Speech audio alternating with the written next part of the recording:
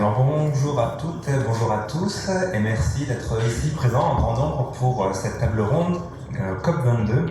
Contribuera-t-elle au passage à l'action?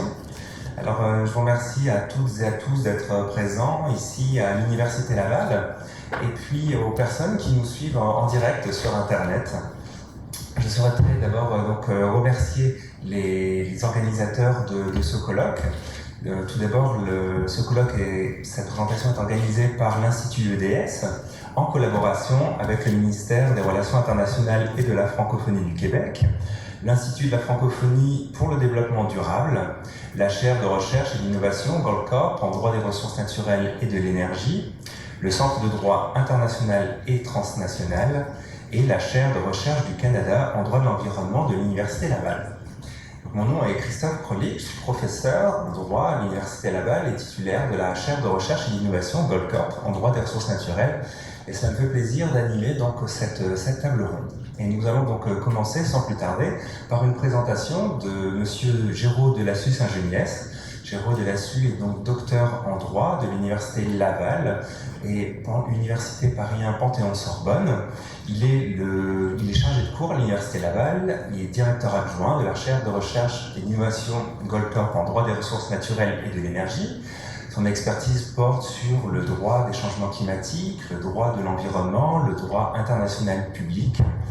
Il a été un boursier du CRSH et du FRQSC et il a travaillé dans les affaires publiques et dans les institutions gouvernementales. Donc c'est un grand plaisir de recevoir M. Delassus pour cette présentation qui va nous parler donc des résultats et des perspectives de la COP22.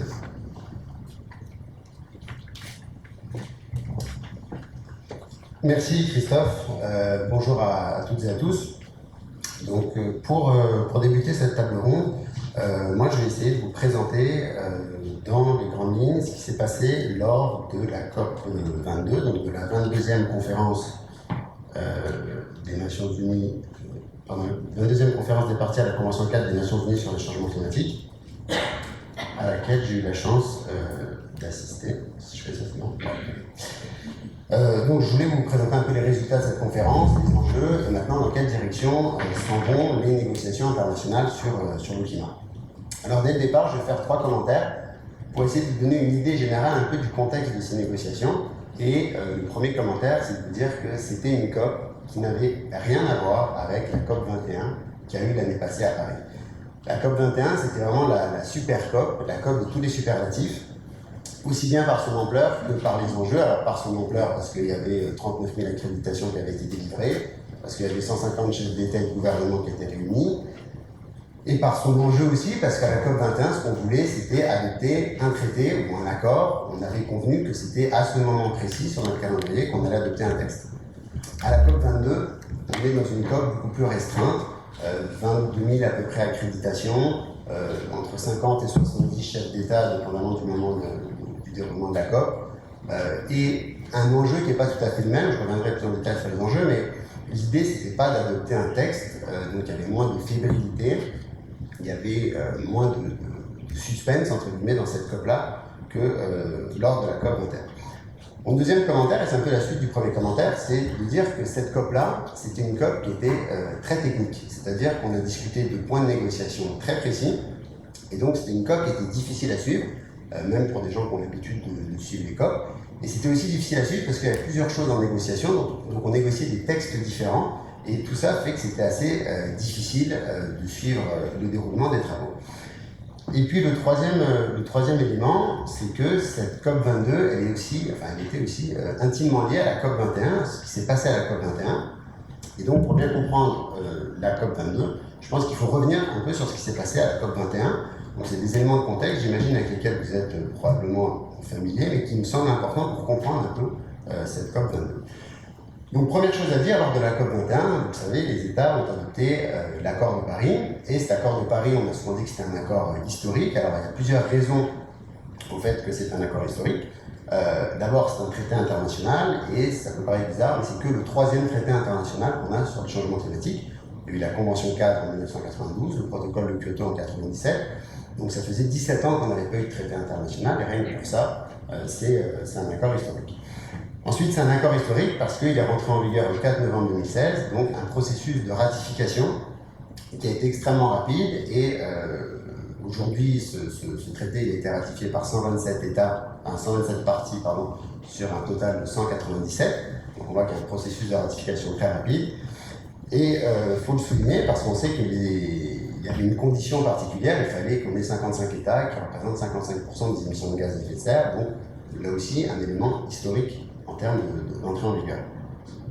L'accord de Paris définit aussi un cadre juridique global qui est applicable à tous les États après 2020. Alors sans rentrer trop dans les détails, cadre juridique global, ça veut dire quoi? Ça veut dire que l'on couvre différents types de problématiques dans cet accord. On parle d'atténuation des changements climatiques, vous savez qu'il y a un système de communication de contribution nationale.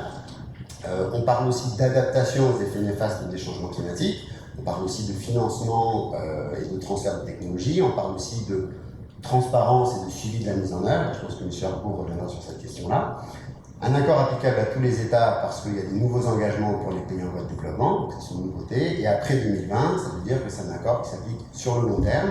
C'est un accord qui est flexible, qui est évolutif et théoriquement, je dis bien théoriquement parce que c'est difficile de faire des prédictions, mais il pourrait s'appliquer pendant plusieurs décennies sans nécessairement avoir besoin d'être renégocié.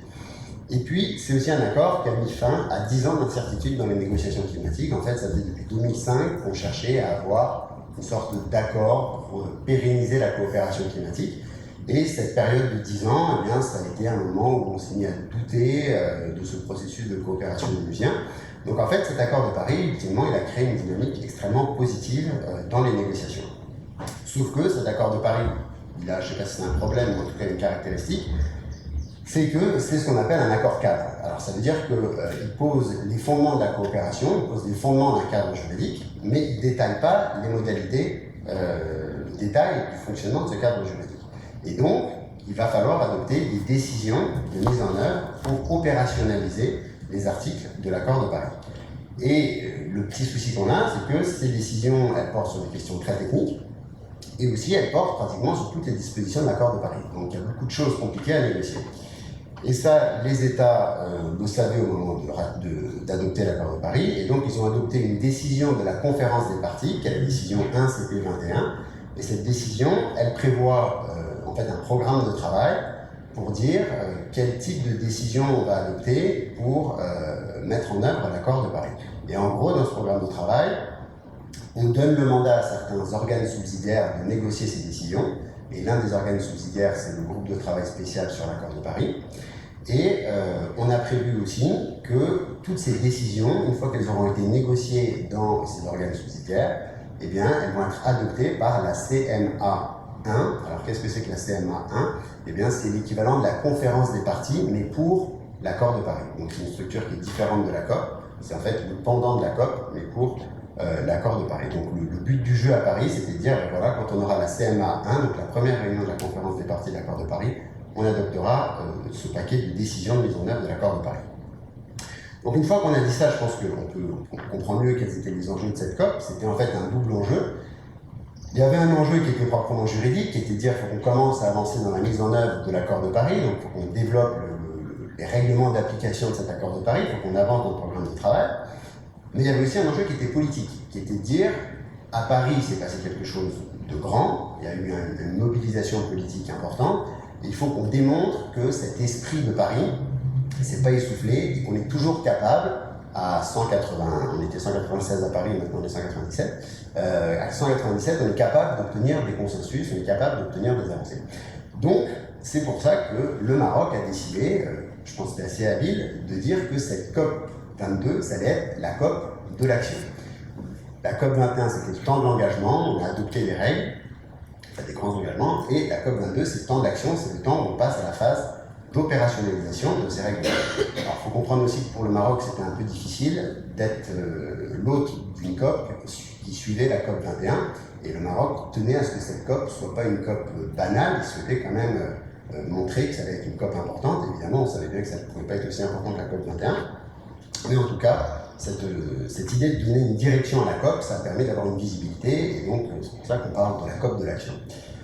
Sauf que, eh bien, dans le langage onusien, l'action, c'est un sens très particulier, comme on va le constater. Donc en fait, pendant ces 2 semaines, on a parlé de pas mal de choses, mais Une des questions moi, qui a retenu mon attention, et je pense que c'est un peu ce qu'on retiendra de cette COP22, c'est que ces négociations elles ont surtout été centrées sur l'organisation des travaux à venir.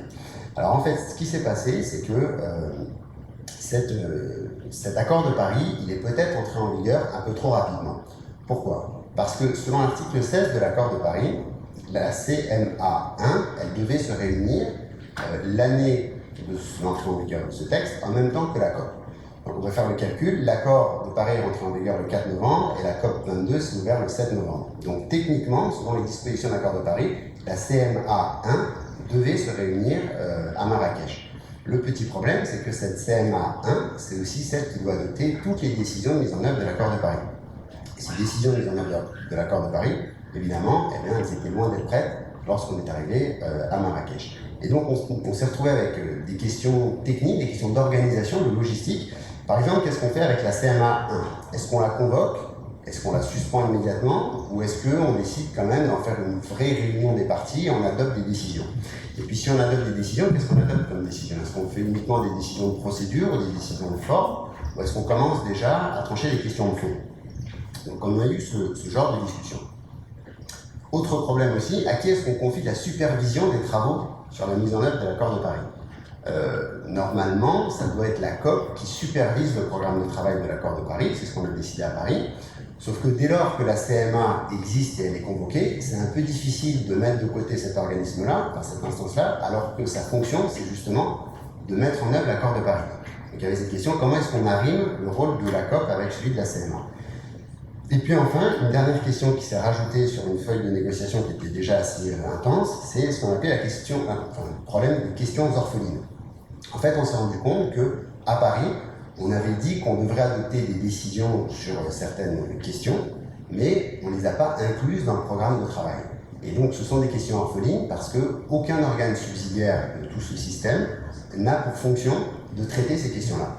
Il y a des questions qui sont importantes, comme par exemple, quel va être le montant du financement qu'on va devoir transférer aux pays en développement après 2025. C'est une question super importante et pourtant elle n'est discutée, elle n'est rattachée à aucun organe subsidiaire. Il y a aussi la question des calendriers communs, c'est des questions qui sont importantes aussi. Est-ce qu'on fait des communications aux 5 ans ou 10 ans après 2030? Mais aussi c'est une question qui n'est pas réglée. Donc on a beaucoup parlé de ces questions d'organisation des travaux. Alors, quels résultats? Les résultats, sommairement, je pense qu'on peut les diviser un peu sur des questions de procédure et des questions de substance. Donc, je commence par la question des procédures ou d'organisation des travaux. On a deux décisions qui clarifient un peu ce qui va se passer dans les années qui viennent. Alors, l'idée, c'est que les décisions de mise en œuvre de l'accord de Paris, elles doivent être prêtes d'ici 2018. Donc, en gros, ça veut dire qu'elles doivent être prêtes en 2018. C'est la COP qui va superviser les travaux, donc c'est la COP qui peut donner des directions pour l'organisation de ces travaux-là. La CMA 1, elle a bien été convoquée à Marrakech, mais elle n'a pas été fermée, elle a été suspendue. Alors qu'est-ce que ça veut dire? Ça veut dire qu'à Marrakech, c'était la CMA 1, mais uniquement sa première partie. Et il y aura une deuxième partie en 2017 et une troisième partie en 2018, et vous allez comprendre pourquoi. Parce qu'en 2018, donc lors de la COP 24, eh bien la COP 24 va transmettre toutes les décisions de mise en œuvre de l'accord de Paris à la CMA 1, partie 3. Et ça veut dire que c'est donc bien techniquement la CMA 1, même si c'est la troisième partie, qui va adopter les décisions de mise en œuvre de l'accord de Paris. Et donc, par cette espèce de bricolage juridique, on se conforme aux dispositions qu'on avait dans la feuille de dispositions qu'on avait décidé d'adopter à Paris en disant que c'est la CMA 1 qui adopte les décisions de mise en œuvre. Et puis en 2023, on passe en revue les progrès des négociations et on fait une réunion conjointe de la COP et de la CMA. Donc vous voyez qu'on n'écarte pas complètement la CMA de la supervision des travaux. Alors il y a quand même un petit enjeu ici qu'il faut préciser, c'est qu'il y a plus de parties dans la COP que dans la CMA pour l'instant. Donc si on veut garantir une légitimité, une certaine assise de décision, on a plutôt intérêt à les négocier sous la COP. Et puis enfin, sur la question des questions orphelines, rien n'est décidé. Les États ne savent pas trop comment répartir ces questions-là dans le programme de travail, à qui est-ce qu'on va les confier. Donc pour le moment, on attend de voir la suite des choses. Par ailleurs, sur le fond, on a eu des discussions, mais dans l'ensemble, on a quand même assez peu d'avancées. Alors je vous donne quelques exemples, c'est pas exhaustif, mais c'est des éléments dont il était question. Quel va être le contenu des décisions de mise en œuvre de l'accord de Paris? Pour le moment, on ne sait pas très bien. ce qu'on a, ce sont des notes informelles qui, résument quelle est la position des partis pour le moment et qui nous donnent un peu les grandes lignes qui vont guider les négociations à venir. Mais en tout cas, le contenu reste assez nébuleux à ce stade. Autre question, comment est-ce qu'on fait pour atteindre l'objectif des 100 milliards de dollars par an en 2020 qu'on s'est donné? Donc vous savez, depuis Copenhague, c'est ce chiffre qui revient sur la table. On a eu une décision sur la finance climatique à long terme, mais cette décision, elle invite simplement les pays en développement, les pays développés à donner davantage, et en disant qu'il va falloir équilibrer l'atténuation et l'adaptation. Mais en tout cas, on n'a pas de feuille de route claire pour savoir comment est-ce qu'on va arriver en 2020 à ce chiffre de 100 milliards par an. Autre question, là aussi importante, même si elle est technique, c'est comment est-ce qu'on fait migrer le fonds de l'adaptation, le fonds pour l'adaptation qu'on a créé dans le protocole de Kyoto vers l'accord de Paris. À Marrakech, on a décidé que l'accord de Paris, on enverrait de l'argent pour l'adaptation par le biais de ce fonds d'adaptation. Le problème, c'est que ce fonds pour l'adaptation, pour le moment, il n'existe que dans la structure du protocole de Kyoto. Donc maintenant, il faut qu'on trouve comment est-ce qu'on fait migrer ce fonds du protocole de Kyoto vers l'accord de Paris. Et ici, c'est un enjeu parce que ce fonds-là, il ne finance que des projets pour l'adaptation. Donc il y a un signal politique qui est envoyé par les pays en développement qui est de dire que l'adaptation est une question prioritaire pour eux. Et puis, autre élément, comment est-ce qu'on évalue l'effort collectif d'atténuation en 2018? Alors, l'idée, c'est qu'en 2018, on a convenu qu'on allait avoir un dialogue de facilitation pour évaluer collectivement les efforts qu'on a fait vers l'atténuation. Sauf que quand on commence à discuter de l'évaluation des progrès, on est déjà en train de penser aux dispositions de l'accord de Paris qui, elles, sont plus institutionnelles et qui visent à prévoir un cadre pour évaluer sur le plus long terme les efforts collectifs des parties. Donc en fait, on avait peur de commencer à négocier sur comment est-ce qu'on allait procéder à cette évaluation en 2018 si on ne savait pas encore comment est-ce qu'on allait le faire à plus long terme, puisque ça pouvait préjuger un peu de l'orientation des négociations. Je termine enfin avec deux autres documents qui ont été adoptés, qui ne sont pas directement dans le in des négociations, en ce sens que ce n'est pas des décisions de la COP, même s'ils ont bien été adoptés en plénière de la COP, mais ils existent un peu en marge. Premier document, c'est la proclamation de Marrakech en faveur du climat et du développement durable. Si vous la lisez, je ne sais pas s'il y en a qui l'ont lu, mais c'est un document qui reprend les points centraux de l'accord de Paris. En fait, ce document-là, il y a une explication, c'est que le Maroc voulait quand même avoir son empreinte sur cette COP22, donc on a voulu négocier un texte. Et je dois vous dire que moi j'étais dans la plénière quand c'était adopté et on a applaudi de façon convenue, mais ça ne soulevait pas l'enthousiasme. Et puis il y avait aussi une autre raison pour ce texte, qui était un moyen de réaffirmer une volonté politique de lutter contre les changements climatiques dans le contexte de l'élection américaine. Il y avait un lien direct entre les deux. Le deuxième document, c'est le partenariat de Marrakech pour l'action climatique globale. Et en fait, c'est une nouvelle initiative qui vise à renforcer la collaboration entre, d'une part, les États et d'autre part, les entités non étatiques, que ce soit les provinces, les régions, les villes ou encore le secteur privé. Et ça s'inscrit en fait dans un mouvement d'ensemble qu'on voit depuis 2014, qui est qu'on essaye d'impliquer davantage le secteur, je ne dirais pas le secteur privé, mais les entités non étatiques dans les négociations climatiques. Et précisément parce qu'on implique aussi le secteur privé, il y a certains États qui ont un peu peur que ça puisse conduire à une forme de déresponsabilisation des États, en disant, vous voyez, c'est plutôt le secteur privé qui doit agir plutôt que les États. Donc là aussi, j'ai entendu des délégués qui étaient sceptiques sur l'avenir de ce type d'initiative.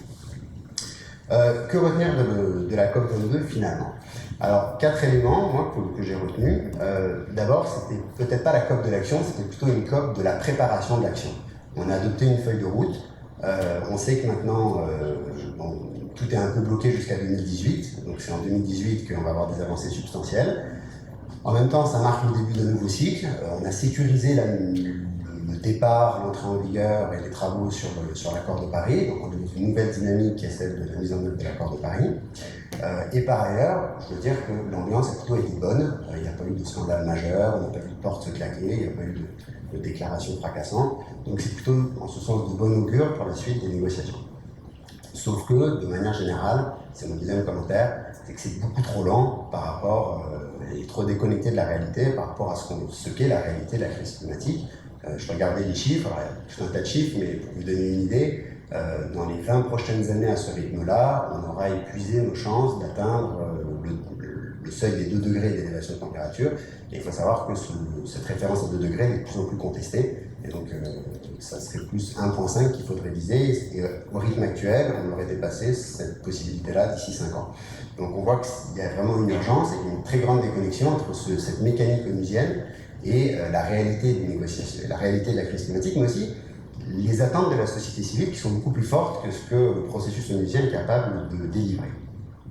Troisième commentaire, mais j'insisterai pas parce que Sophie Lavallée leur parlait de ça, donc l'incertitude évidemment à la suite du processus en ce qui concerne la position des États-Unis, vont-ils ou pas se retirer de l'accord de Paris? Ça c'est la grande question.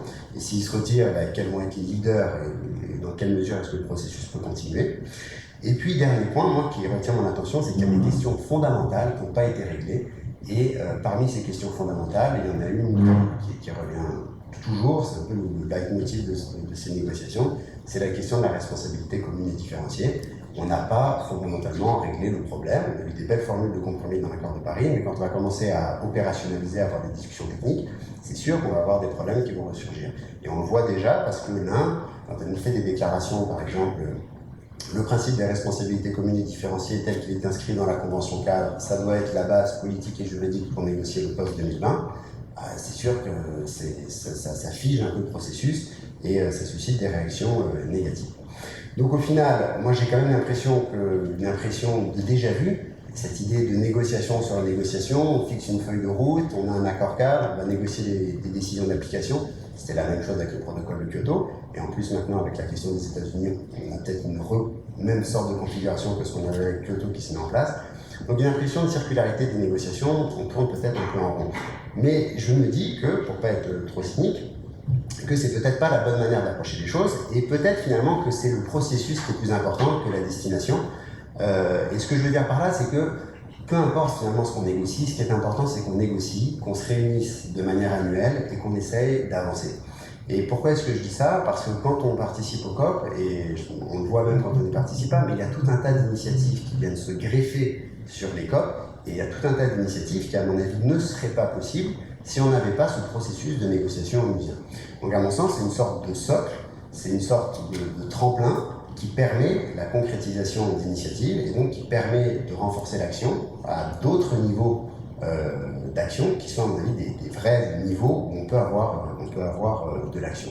Et puis enfin, c'est un dernier commentaire que je fais à la lumière du contexte actuel, il ne faut pas oublier que c'est un processus multilatéral et donc je pense que compte tenu des circonstances dans lesquelles on est actuellement, avoir des discussions multilatérales, c'est quelque chose d'important, même quelque chose d'essentiel. Merci.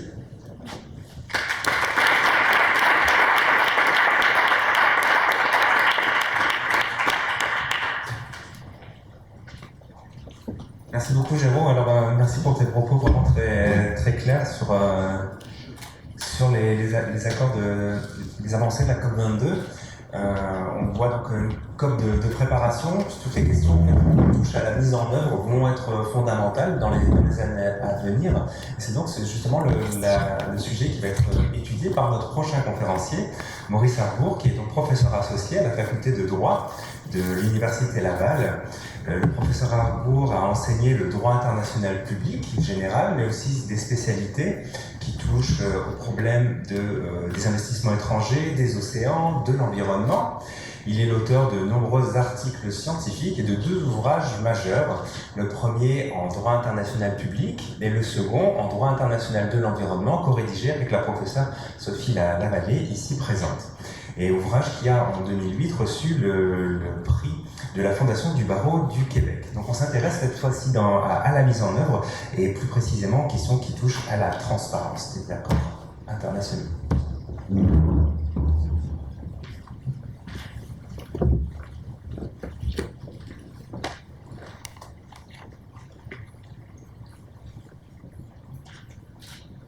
Bonjour mesdames, bonjour messieurs.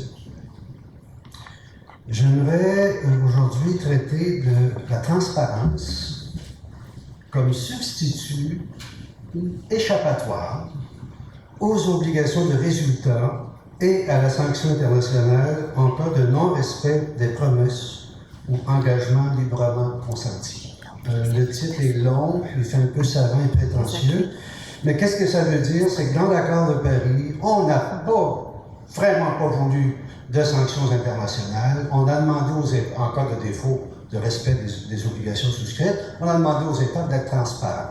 Donc, je reviendrai tout de suite sur le concept de la transparence. Je veux, dans un premier temps, faire voir l'importance du sujet. Pourquoi parler de la transparence?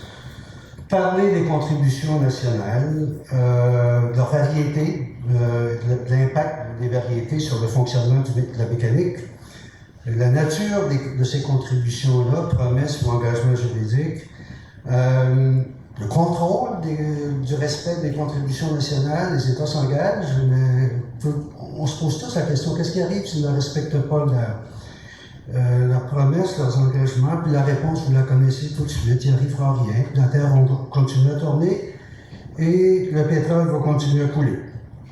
Et le cadre de transparence, ben, j'aimerais vous indiquer à quoi peut correspondre ce cadre-là et qu'est-ce qu'on doit attendre de cette nouveauté par rapport au protocole de Kyoto.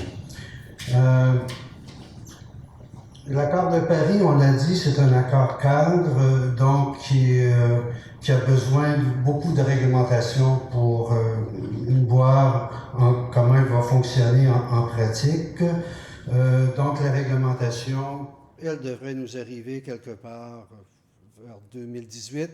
2019 par là. Donc, j'aimerais mieux aujourd'hui être en 2018-2019 pour vous parler de la transparence, parce qu'aujourd'hui, on a beaucoup plus de questions, très peu de réponses. Donc, je vais essayer d'expliquer la problématique du mieux que je le peux sur ce sujet. L'article 13 de l'accord de Paris parle de la transparence dans 15 paragraphes, presque 1000 mots, donc sur 2 pages. C'est assez élaboré, le traitement de la transparence. On veut un cadre assorti d'une certaine flexibilité qui tient compte des capacités des différentes parties, qui s'appuie sur l'expérience collective, qui est axé sur la facilitation. On veut une transparence qui n'est ni intrusive, qui ne dérange pas trop, ni punitive, pas de sanctions, qui respecte la souveraineté nationale. Oh, attention, la transparence doit respecter la souveraineté nationale. C'est très, très important. Qui n'impose pas de charges excessives aux États. On veut bien de la transparence, mais pas trop. On veut de la flexibilité pour les pays en développement qui ont besoin de flexibilité compte tenu de leur capacité. Je reviendrai là-dessus tantôt. On réfère à l'expérience collective qui a été bâtie, mais ça, c'est tous les rapports, les communications qui sont faites depuis la Convention de 92, dans le cadre du protocole de Kyoto. Les États développaient surtout une expérience là, en matière de communication, les inventaires des gaz à effet de serre, des rapports qu'ils doivent faire, puis des évaluations qui sont faites au plan international.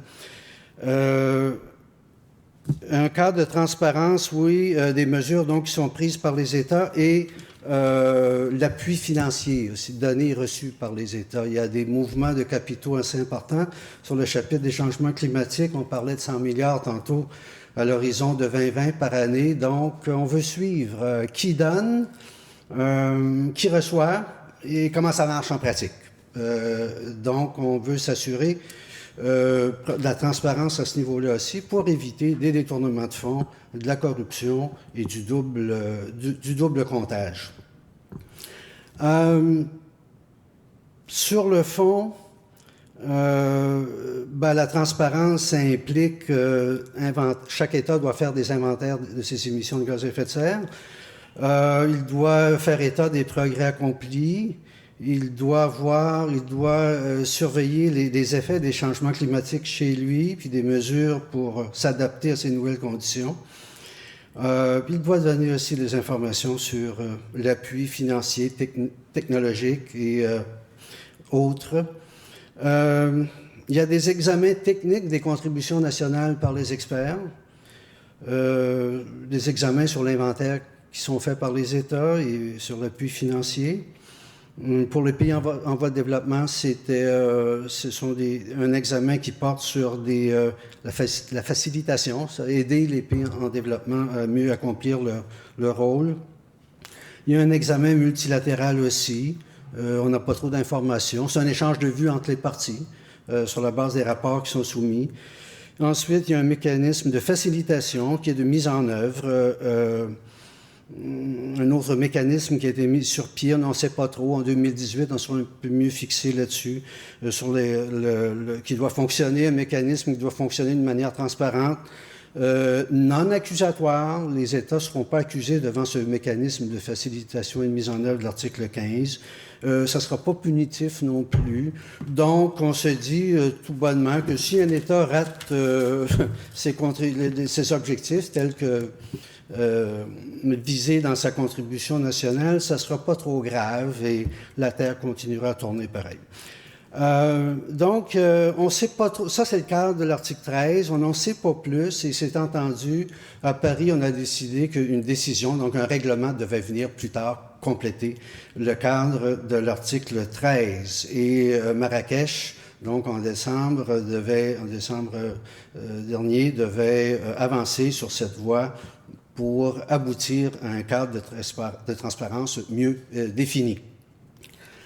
Donc, on a demandé au groupe de travail spécial de l'accord de Paris de formuler des directives concernant la transparence et pour mieux connaître les contributions des États. Donc, sur le concept de la transparence, vous savez qu'est-ce qui est transparent. Si vous pensez un tissu transparent, c'est un tissu à travers lequel on peut voir. Des affaires publiques transparentes, c'est des affaires qui fonctionnent, qui ont un fonctionnement clair, qu'on ne cherche pas à dissimuler. Donc, le but d'un cadre de transparence, c'est de pouvoir, pour chaque État, pouvoir voir qu'est-ce qui se fait à côté. Comment la Chine accomplit son objectif, comment les États-Unis accomplissent leurs objectifs, etc. Donc, c'est l'idée centrale. Il faut des informations chiffrables, il faut un calendrier, des périodes de mise en œuvre, la portée des contributions nationales, la planification au niveau de chaque État, les hypothèses, les démarches méthodologiques, tout ça pour contribuer donc à une image claire sur le chapitre des changements climatiques. Donc, l'importance de la question, je le dis, elle est centrale. L'article 13 est central parce qu'il est lié aux contributions nationales, aux engagements des États. C'est lié au marché du carbone. On sait que l'accord de Paris a prévu un article où les États pourront s'échanger des droits d'émission. C'est un marché mondial du carbone. Donc, il faut voir clair là-dedans. Pour faire le bilan mondial de l'article 14, il faut voir qu'est-ce que les États, où en sont rendus les États. On parle d'un bilan vers 2023. C'est lié à l'appui financier. Il faut voir clair dans les mouvements de fonds et d'autres aides. Et sur la mise en œuvre aussi de l'article 15, il faut voir, si on veut voir clair dans l'application de l'accord de Paris, il faut voir clair dans ce que font les États. Donc, sans des règles claires sur l'importance de la question, on sera incapable de mesurer le progrès sur le chemin de la décarbonisation des économies et de l'atteinte de l'objectif du bien au-dessous du 2 degrés. On sera incapable de juger si un pays particulier fait sa juste part, augmente ou réduit ses efforts de réduction de ses émissions de GES, puisqu'il y a une obligation d'augmenter les efforts au fil du temps, et surtout de nommer et de pointer du doigt des pays qui ne réalisent pas leurs promesses, enfin les contributions nationales. Si un pays s'engage à réduire ses émissions puis ne le fait pas, on sera capable de le pointer du doigt. Les Américains appellent ça la politique, la philosophie du name and shame. On nomme le pays, puis on lui fait porter le bonnet d'âne. Et j'imagine que c'est Donald Trump qui va avoir ce rôle-là de leadership pour nommer les pays et leur dire qu'ils ne manquent à leur devoir en matière de changement climatique. Autrement dit, ce que je veux dire, pas de leadership politique à ce niveau-là. On peut un peu sourire devant la philosophie du name and shame qui sous-tend la mise en œuvre de l'application de l'accord de Paris. Le mandat donc du groupe de travail spécial mis sur pied à Paris, c'est d'élaborer des recommandations relatives aux modalités, procédures et lignes directrices en application de l'article 13 et rendre compte de ces travaux avant 2018. Donc, on se donne rendez-vous en 2018 pour essayer de voir un peu plus clair. Le mandat qu'il a reçu, ce groupe de travail, la nécessité d'accorder une certaine flexibilité aux pays en développement. Ça veut dire soyez transparents, mais pas trop. Enfin, j'essaie de comprendre. Une flexibilité pour les pays en développement. Qu'est-ce que ça veut dire exactement? On le saura un petit peu plus tard. Éviter une charge excessive pour les partis. Et se fonder sur l'expérience qui est acquise depuis 1992. Donc, je passe sur certains détails. Il y a eu des premières discussions à Bonn en 2016 là-dessus. Et en novembre 2016, à Marrakech, pardon, ou en novembre 2016, le groupe de travail a réussi à poser 4 questions là-dessus. Invite les États à présenter leurs avis sur la question suivante. Quelles devraient être les composantes spécifiques des modalités, des lignes directrices pour la transparence? Autrement dit, qu'est-ce que ça devrait être la transparence? Comment le cadre de transparence devrait-il s'appuyer sur les dispositions, l'expérience collective, tout en les renforçant? Tout en reconnaissant que la transparence au titre de la Convention fait partie de l'expérience acquise. Enfin, là, il y a un problème de sémantique. Comment s'appuyer sur l'expérience passée, puis développer un cadre renforcé, c'est un peu ça leur questionnement. Comment mettre en œuvre la flexibilité pour les pays en développement? Quels autres éléments devraient être pris en considération pour bâtir le cadre de transparence? Donc, on est en pleine discussion. Il y aura des ateliers au mois de mars sur cette question-là. Puis, il semble qu'on a de la difficulté à trouver de l'argent pour faire les ateliers. À ce stade, des contributions ont été fournies, signalées par certaines parties. Le secrétariat espère recevoir davantage dans un proche avenir de l'argent pour tenir ces ateliers. Donc, si vous avez de l'argent de poche en trop, le secrétariat de la Conférence des Nations Unies sur les changements climatiques va financer des ateliers qui doivent avoir lieu sur la transparence. On cherche l'argent. Sur les contributions nationales, c'est une blague évidemment. Sur les contributions nationales, vous savez, j'imagine que vous savez, là, ce sont les engagements ou les promesses des États visant à réduire leurs émissions polluantes. C'est l'engagement fondamental des partis, 4.2. Chaque parti établi et communique actualise les contributions déterminées au niveau national. Les partis prennent des mesures internes pour l'atténuation en vue de réaliser des objectifs des dites contributions. Donc, chaque pays s'autodétermine sur la question. Il se donne des objectifs de réduction, il se donne des lois et des règlements pour arriver à cet objectif-là. Puis, s'il les rate, ben tant pis, la Terre continue de tourner et c'est pas plus grave que ça. C'est-à-dire qu'il faut qu'il soit bon élève dans l'objectif qu'il s'est fixé en termes de réduction des gaz à effet de serre, puis les mesures qu'il se donne. Et si on estime que les mesures qu'il a prises ne sont pas liées à l'objectif qu'il se donne, qu'il n'y arrivera pas, on va lui signaler gentiment que les mesures qu'il a prises ne sont pas assez fortes et qu'il devrait avoir d'autres mesures. Alors, l'ECN en action, le Canada, vous savez, c'est une réduction de 30% d'ici 2030. Tout en souhaitant, vous l'avez noté, là, tout en souhaitant une hausse de la production et de l'exportation de pétrole. Ça, c'est notre défi à nous, mais on va y arriver, il n'y a pas de crainte. Les États-Unis, d'avant l'ère Trump, s'est diminué les émissions de 26 à 28% d'ici 2025, en se basant sur les émissions de 2005.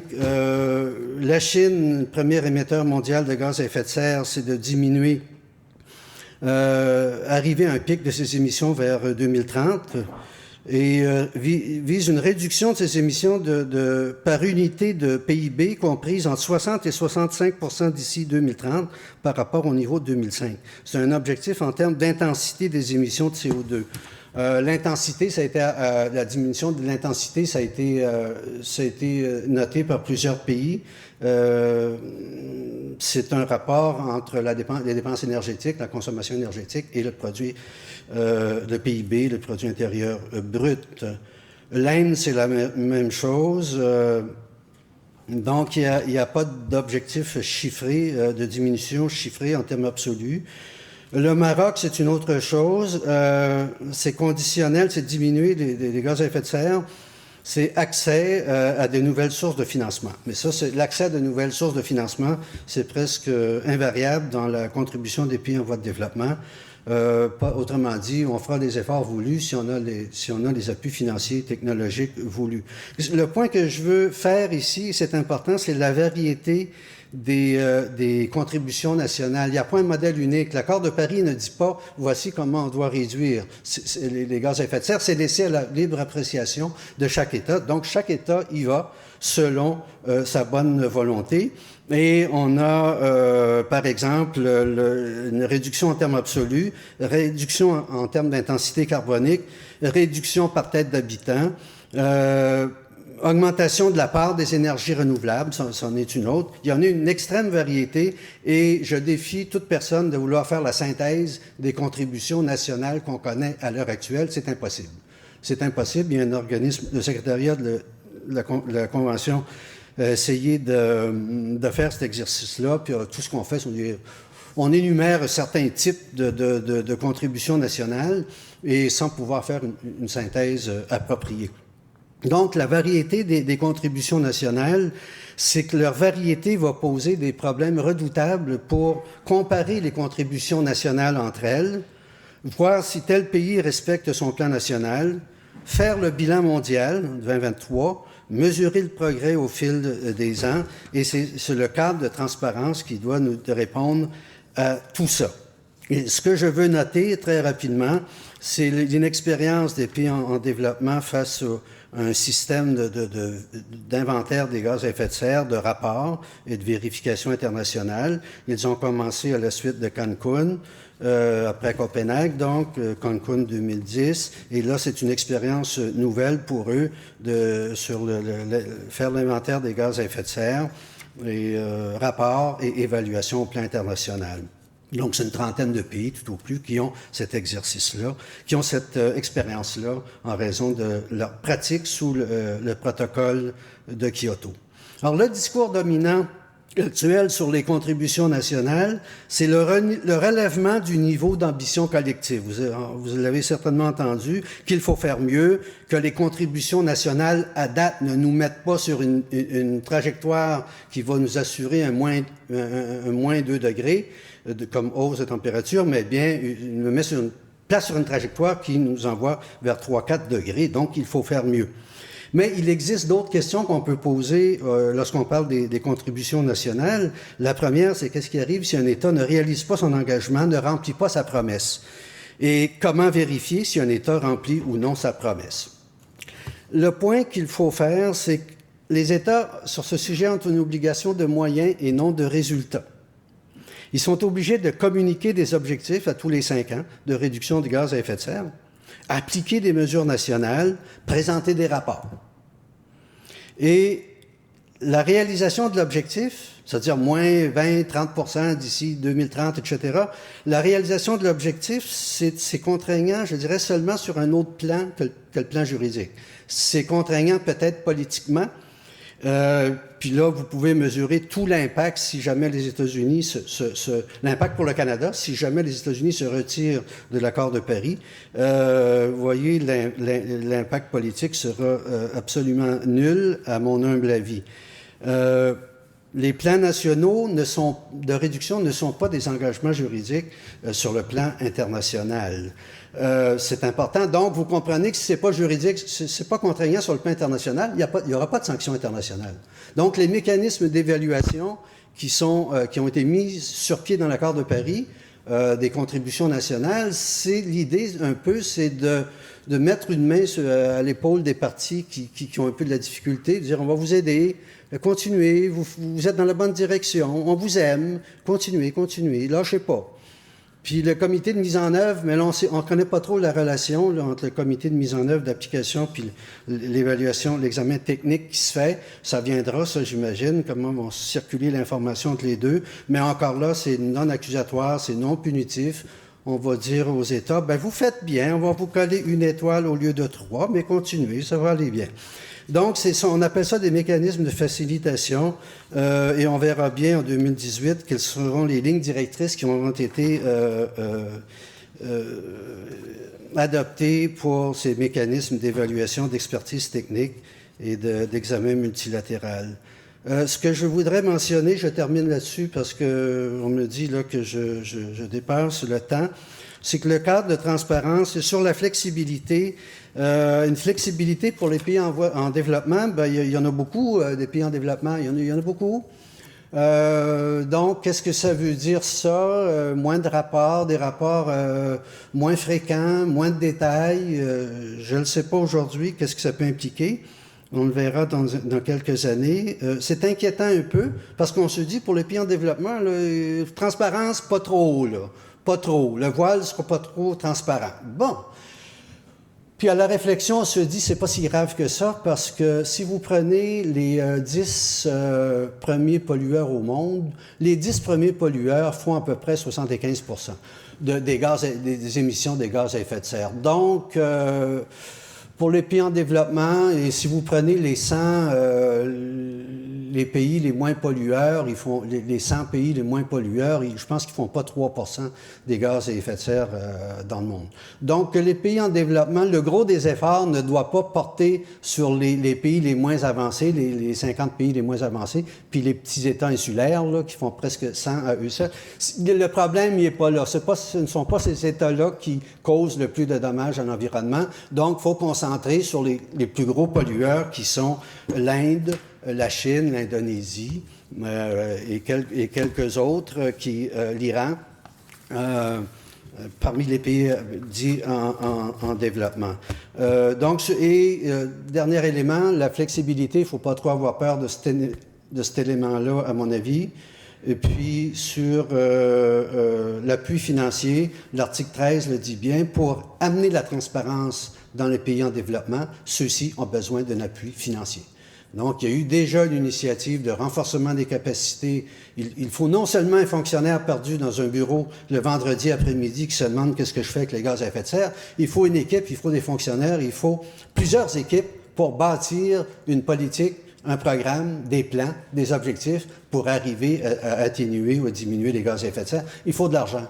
Donc, cette condition-là de la transparence pour les pays en développement, elle est liée aussi à un appui financier, technologique et de renforcement des capacités chez eux pour être en mesure de faire le travail qui s'impose et qui est demandé par l'accord de Paris. Mais ça, c'est tout un défi aussi. C'est tout un défi. Et on verra bien d'ici quelques années comment les pays développés vont pouvoir répondre à cet immense défi des transferts financiers vers les pays en développement. Merci.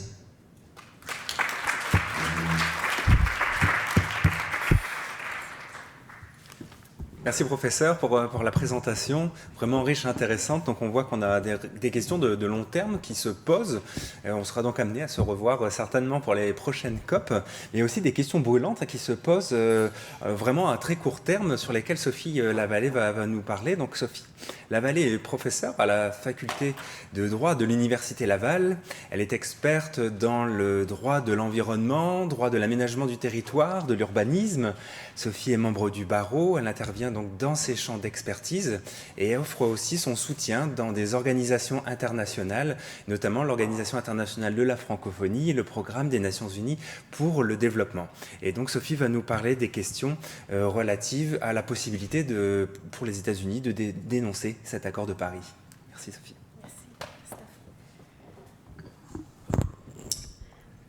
Alors merci Christophe. Alors, comme on l'a annoncé, la question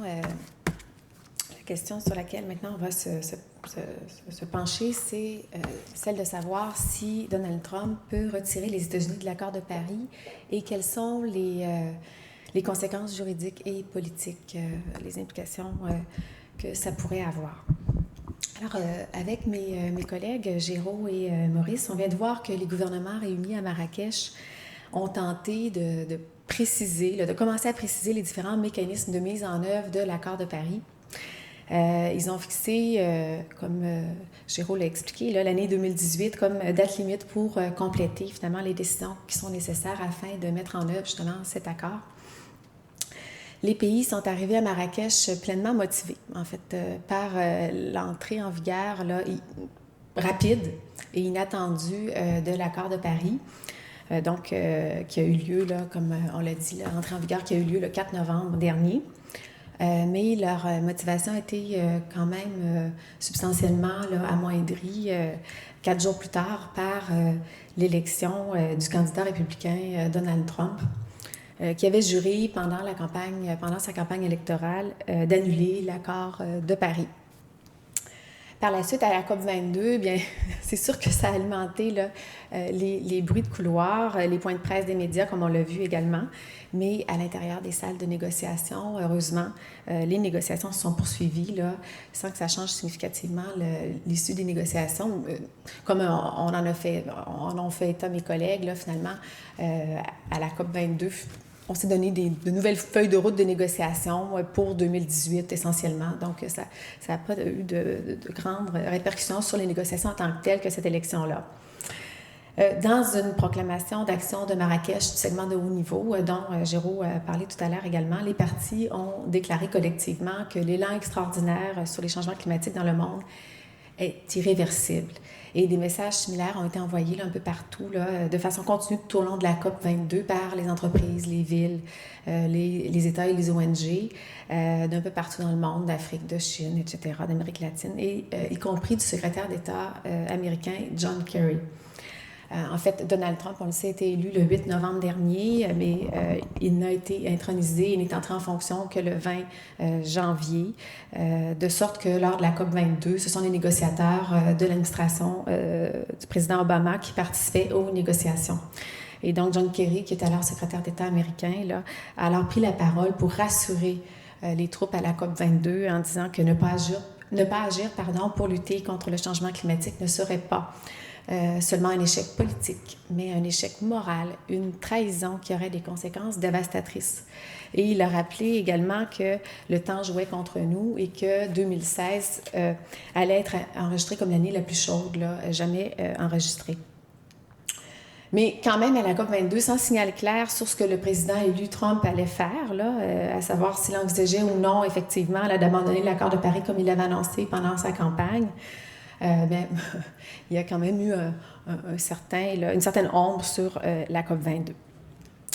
Même si les négociations se sont poursuivies et que donc les parties se sont entendues sur une feuille de route, comme on vient de le dire, de négociation pour arriver à des décisions finales en 2018, mais on peut toutefois se demander si les États-Unis vont rester longtemps à la table des négociations. Est-ce qu'ils vont être à la table des négociations en mai prochain à Bonn, en Allemagne, et par la suite? Il est difficile à l'heure actuelle là, de se prononcer sur cette question. On n'est pas devin, là, mais il y a des signaux qui tendent à démontrer qu'il est possible que l'administration Trump aille de l'avant en dénonçant l'accord. On peut au moins, à tout le moins, là, même si on ne peut pas le prédire, là, on peut tout de même là, se demander quelles alternatives s'offrent à l'administration Trump pour dénoncer, se retirer de l'accord de Paris et quelles en sont les implications juridiques et politiques. Donc. Pour répondre à cette question, il faut envisager au moins 2 alternatives. Là, la première, c'est le retrait de l'accord de Paris lui-même, en suivant les formalités qui sont prévues dans l'accord de Paris pour qu'un pays s'en retire, puisque comme d'autres traités, l'accord de Paris comprend des dispositions qui précisent la manière dont une partie peut se retirer, exercer son droit de retrait finalement. La seconde alternative, c'est le retrait de la Convention cadre des Nations unies sur les changements climatiques, qui est la convention cadre, donc en vertu de laquelle là, l'accord de Paris a été négocié, puisque bien que l'accord de Paris ne porte pas l'intitulé de protocole, il s'agit bien dans les faits d'un protocole qui a été adopté en vertu de la convention cadre, tout comme le protocole de Kyoto l'avait été. On n'a simplement pas repris le terme de protocole pour ne pas rappeler là, le protocole de Kyoto à ses détracteurs, essentiellement. Première alternative, le président pourrait se retirer effectivement de l'accord de Paris conformément à l'article 28.1 de l'accord de Paris qui permet à une partie de s'en retirer en communiquant au secrétaire général de l'accord une notification écrite 3 ans après l'entrée en vigueur de l'accord. Alors, on voit ici l'article 28 là, qui le prévoit à son paragraphe 1. Une partie n'a pas besoin de justifier son retrait. Là. La seule condition respectée pour se retirer de l'accord, c'est de respecter ce calendrier. Et puisque donc l'accord est entré en vigueur, comme on le sait, le 4 novembre 2016, cela signifie qu'à partir du 4 novembre 2019, le président pourra donner un avis écrit de retrait. Et ce retrait prendrait effet un an plus tard, soit le 4 novembre 2020, conformément à ce que prévoit l'article 28.2. Alors que le mandat de Trump là, prendra fin le 20 janvier 2021, donc dans un peu moins de 4 ans, heureusement. Espérons. Une deuxième option qui permettrait au président de se retirer de l'accord de Paris plus rapidement, ce serait de se retirer de son accord cadre, donc la Convention cadre des Nations unies sur les changements climatiques.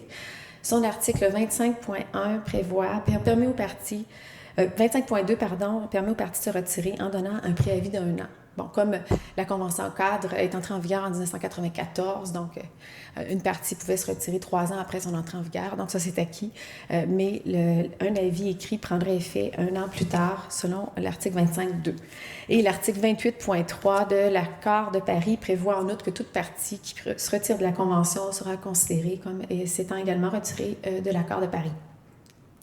Donc, le président Trump pourrait se retirer les États-Unis de l'accord de Paris en seulement 1 an, en donnant un préavis au secrétaire général de la Convention cadre des Nations unies sur les changements climatiques. Maintenant, c'est une méthode qui serait autorisée en droit international. La question s'est posée, et certains auteurs là, se sont penchés sur la question là, de savoir est-ce que le président peut se retirer de la Convention cadre des Nations unies sur les changements climatiques sans l'approbation du Sénat en vertu du droit constitutionnel des États-Unis. Bon, avant de répondre à cette question, ce qu'il faut comprendre, c'est qu'en droit constitutionnel américain, il y a 2 catégories de traités. Il y a le treaty, qui nécessite l'accord du président et celui du Sénat. Et il y a l'executive agreement, qui ne nécessite que l'acceptation du président sans l'autorisation du Sénat, qui est l'une des 2 chambres du Congrès américain. L'accord de Paris a été conçu, élaboré pour être un executive agreement, c'est-à-dire qu'il ne prévoit pas dans ses dispositions de nouvelles obligations pour les États-Unis, donc pour les pays développés, là, qui entraînent de nouvelles obligations de dépenser. Essentiellement, c'est ça. Donc, il a été conçu, l'accord de Paris, pour ne nécessiter que l'acceptation du président américain Obama, puisque l'administration américaine du président Obama savait très bien que si c'était un treaty qui était négocié à Paris, eh bien, on aurait besoin de l'autorisation également du Sénat, qui est encore actuellement dominé par les républicains qui sont allergiques là, à tout nouvel accord international sur les changements climatiques. Alors, l'accord de Paris ne nécessitait que l'acceptation du président comme ratification valide des États-Unis, tandis que la Convention cadre des Nations unies, contrairement à l'accord de Paris, eh bien, la CNUC a été ratifiée par le président George Bush après avoir reçu le consentement du Sénat, conformément à l'article 2 de la Constitution américaine. Donc, il s'agit d'un treaty. Et donc, on pourrait plausiblement penser là, que le président ne peut pas se retirer de la Convention cadre des Nations unies sur les changements climatiques sans le consentement du Sénat. Toutefois, dans la pratique, il y a eu 2 précédents, en fait, là, qui indiquent qu'il serait très peu probable que la légalité d'une décision du président de se retirer de la Convention cadre puisse être contestée avec succès devant les tribunaux. Alors, cette question-là de la possibilité pour le président de mettre fin seul au traité adopté par le président sans le Sénat a été discutée une fois devant les tribunaux là, à la fin des années 70, lorsque le président Jimmy Carter a dénoncé unilatéralement le traité de défense mutuelle entre les États-Unis et la République de Chine, c'est-à-dire Taïwan, pour pouvoir se rapprocher là, et reconnaître la République populaire de Chine. Et le traité était un treaty, il avait été approuvé par le Sénat américain. Et plusieurs sénateurs, donc, ont intenté une action en justice contre le président Carter en disant que la cessation du traité nécessitait aussi l'autorisation du Sénat. Et la Cour suprême des États-Unis, à 6 juges contre 3, a rejeté le recours, mais les 6 juges n'avaient pas les mêmes motifs. Donc, essentiellement, là, ce qui s'en dégage, c'est que on ne prévoit pas dans la Constitution, on prévoit dans la Constitution américaine le processus de ratification d'un traité qui nécessite l'autorisation du Sénat, mais la dénonciation n'y est pas prévue explicitement. Donc, il y a des juges dans Goldwater contre Carter qui ont dit que c'était une question politique, la question du retrait des États-Unis d'un accord, d'un traité finalement, quant à savoir si ça nécessitait à la fois l'accord du président et le Sénat. Et donc, que la Cour ne se pencherait pas sur cette question-là. D'autres étaient d'avis que c'était dangereux pour la sécurité des États-Unis que de ne pas permettre au président d'exercer son pouvoir discrétionnaire, de se retirer d'un accord dans certains cas. Enfin, malgré la controverse, la décision Goldwater contre Carter a renforcé l'opinion selon laquelle les présidents peuvent résilier les traités sans demander l'autorisation du Sénat.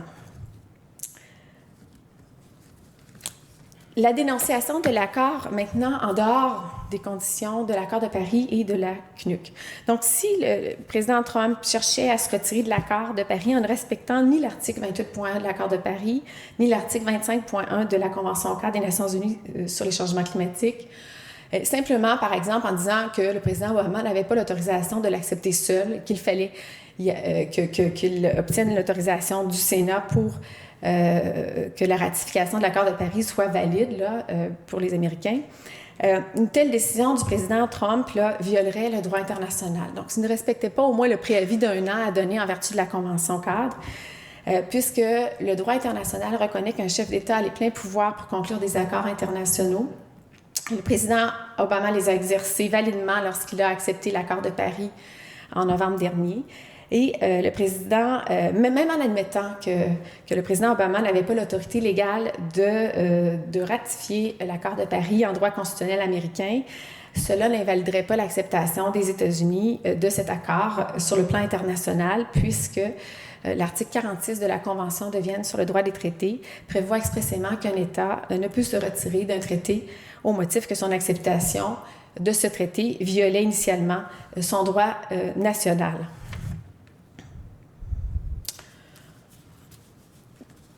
Donc, une partie ne peut pas invoquer son droit interne pour dire aux autres parties sur la scène internationale, écoutez, mon acceptation, ma ratification du traité n'est pas valide face à vous en droit international.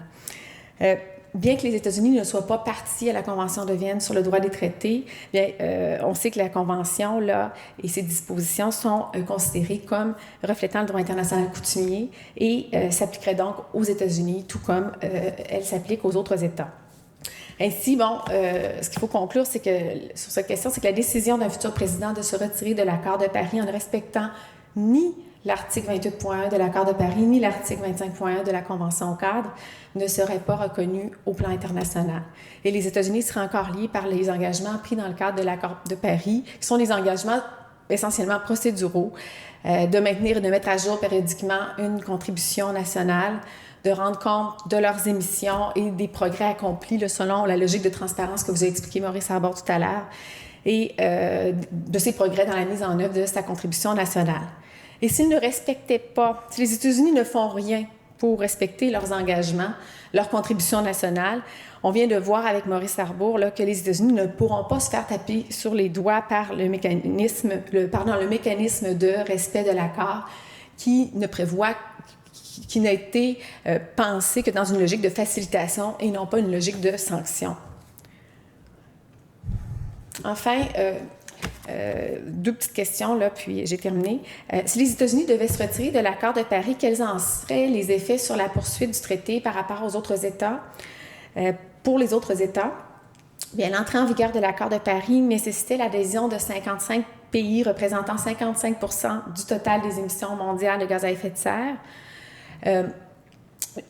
Si le retrait des États-Unis devait réduire les émissions totales de gaz à effet de serre des parties de manière inférieure à 55 %, ce qui est hypothétique en fait, parce que c'est plus le cas avec le nombre de ratifications de l'accord de Paris qui est passé à 127. Mais si ça avait été le cas, le traité serait quand même toujours en vigueur, puisque la Convention de Vienne prévoit ce cas de figure-là, l'article 25. La Convention de Vienne sur le droit des traités, encore une fois, prévoit expressément qu'à moins qu'un traité multilatéral n'en dispose autrement, un traité multilatéral ne se termine pas seulement par le fait que le nombre de parties est inférieur au nombre qui était nécessaire pour son entrée en vigueur au départ. Maintenant, on peut se demander dans le cas d'un retrait légal des États-Unis de l'accord de Paris, soit en vertu de l'accord de Paris, soit en vertu des dispositions de retrait de la Convention-cadre, d'autres pays pourraient-ils revendiquer le droit de se retirer tout de suite de l'accord également, au motif que le retrait des États-Unis entraîne un changement fondamental de circonstances qui rend l'accord de Paris inapplicable pour eux. L'article 62 de la Convention de Vienne sur le droit des traités prévoit que cela peut être invoqué par une partie comme motif pour se retirer immédiatement d'un traité si 3 conditions sont réunies, si l'existence des circonstances initiales constitue une base essentielle du consentement de cette partie-là, que le changement de circonstances n'était pas prévu par les parties, et troisièmement, que l'effet du changement est de transformer radicalement l'étendue des obligations qui restent à accomplir en vertu du traité.